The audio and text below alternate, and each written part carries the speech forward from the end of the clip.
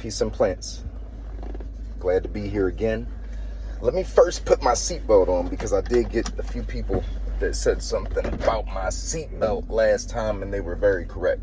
Now today, what I want to talk about is watering your plants, okay? Stop watering your plants so much. Listen to me. I've been doing this thing for a while and I know you must give your plants what they want, and what they want is where they are from. They want their climate. They want their natural climate. You always have to study, especially with our tropical plants. Most of our tropical plants do not need to be watered by soil. Believe it or not. Think about it. A lot of these plants are epiphytes. A lot of our orchids and different things like that, staghorn ferns. A lot of our tropical plants that we, are ornamentals and beautiful things like that are very tropical plants. So they have a tropical nature. The media, they don't even use soil, a lot of the plants that we like to have in our house. Now, you always have to do your research on your plants. Always, always, always. Now, a very cool trick that I have for understanding the climate of a plant and where, you should even plant it if it's an outside plant, right? To know if you can plant it there or not is called a hardiness zone map. What is a hardiness zone map? It's one of the most amazing pieces of art. That's what I'm going to call it. Pieces of art that a person could have created. Because it lets you know exactly what can be planted where. Hardiness zone map allows you to know how cold the plant can get, how much cold the plant can withstand, and it goes from zone 1 to 12, if I'm not mistaken. I'm going to do another video on this. If I'm incorrect, please correct me. Go ahead down there. It's all love. But I'm going to do a video. I have an actual hardiness zone map of the United States of America. So I'm going to show you guys what it looks like there. When you know the hardiness zone of your plant, you will never fail. It tells you exactly what region of the world it's from. So all you have to do from there is search the climate and then search your plant and say, oh, so like I said, most of our house plants do not need to be watered heavily by their soil. I'm telling you right now, a lot of them are from rainforests. A lot of them are from the Amazon. A lot of them are from areas that are very, very dry and take very well to humidity. And that is a spray. That's why you always see me talking about that spray bottle. Always talking about that spray bottle. Because it's very important. All I do is put water in it. I pray over the water. I put an intense prayer over the water. And I spray that water out because I know that I collected this water. And it's not the same as it would be when it would be from their home, their natural habitat. And another tool, and another trick rather, is to always use rain water. Always use rainwater. You want to utilize what the earth has here for us as much as we can, always. I mean, I know we've gotten to a point where everything is microwavable and we don't really understand the beauty of planting and the beauty of simplicity and the beauty of nature and its simplicity. But always collect rainwater. I don't care if you are watering your plants outside or in. Okay, if you water in your garden outside, you need rain barrels everywhere. Okay, there's certain things that you can do to avoid having mosquitoes in still water. That's another video. Okay, but we will get there.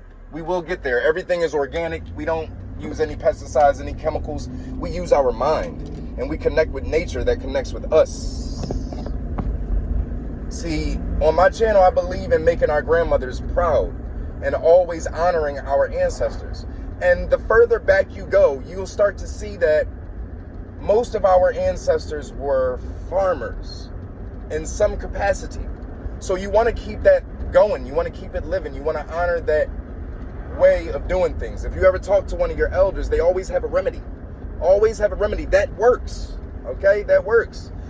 You must listen and you must slow down and you must honor. So give thanks to the rain, give thanks to aeration of the soil,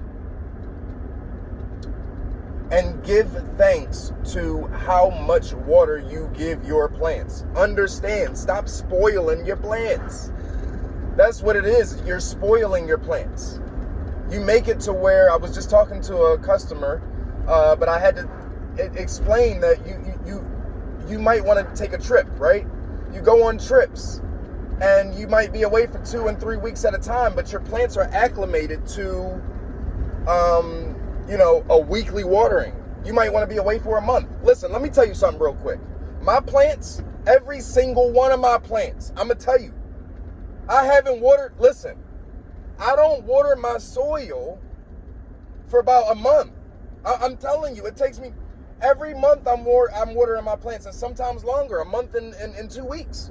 I'm serious. It's like I wait for the first of the month to water my plants. I wait till the first of the month to water my plants. So everybody in a line, look, my plants in a line for me to water them around the first of the month. Listen, let me tell you the importance, though, of that control and of that understanding and of that coming together with nature. When you give the plant what they want, usually it's not all that watering. I'm telling you, we have our specific plants. We have different plants that are aquatic, do require a lot more water. But these plants that I'm talking about right now are our common house plants, our peace lilies, our bromeliads, our monsteras, things like that. These plants do not require all that watering. I'm telling you, a lot of them will get root rot. They'll get root rot. Don't you understand? You don't want to do that. So you look up on the zone, the hardiness zone map, which I will be making that video, and I will let you guys know exactly when I'm going to drop it. It's possibly, okay, I will let you know when I will drop it. So just keep watch on that. And if you have not hit that subscribe button, please do. It definitely helps the channel. It definitely shows us as a huge force, and that we are coming out here with positivity, with actual knowledge, with knowledge that costs $0. Everything I deal with in agriculture is organic. Literally, it don't cost no money. You don't have to do that. I'm telling you, I do what my grandmothers did. Why would you pay for it? Why? It's all about patience and time. If you can get one seed, you can create thousands. If you have the patience to create one, to grow one seed, to propagate one plant, you have the ability to create hundreds upon thousands from one. All organically, all naturally done, all very easy. It doesn't take all that science. I'm telling you, I am trying to infect the world. I am. It is my duty, it's my purpose to infect the world with the truth of agriculture and the simplicity of agriculture and how everybody should be moving toward it and not running away from it. It is so easy, I'm telling you. Just taking your feet and beating your feet on the ground, on some earth, walking on some soil, taking your socks off does a lot. And I'm telling y'all right now. And I'm okay. Look, if you are shy, if you don't want nobody to see you walking around barefoot, do it behind closed doors. I don't care. But get it done. Nevertheless, get it done.